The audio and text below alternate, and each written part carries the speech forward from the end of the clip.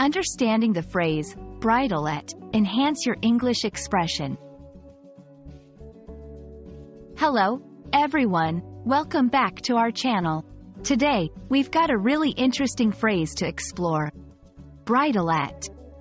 This is a phrase that you might come across in books, articles, or even in conversations, and it can be a bit tricky to understand if you're not familiar with it. So, let's dive in and demystify this expression together. Bridle at is a phrasal verb that comes from the world of horse riding. A bridle is a piece of equipment used to direct a horse, and it includes a headstall, a bit, and the reins. When a horse bridles, it throws its head back and lifts it high, often as a reaction to being controlled or restrained. So, when we use the phrase bridle at in everyday English, we are referring to a reaction of anger or resentment towards something that feels controlling, insulting, or restrictive. It's like the person is metaphorically throwing their head back in defiance. To help you understand how to use bridle at, let's go through a few examples.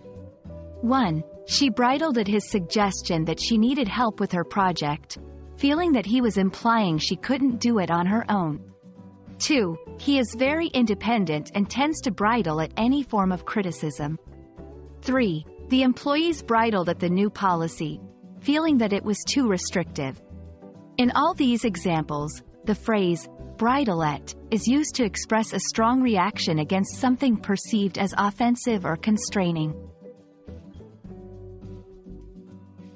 Understanding synonyms and related phrases can also help deepen your grasp of bridle at.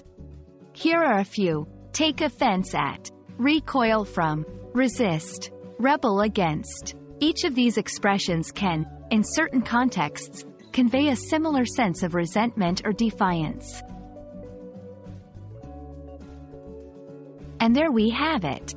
Bridle at is a vivid phrase that adds a layer of nuance to expressions of resistance or offense.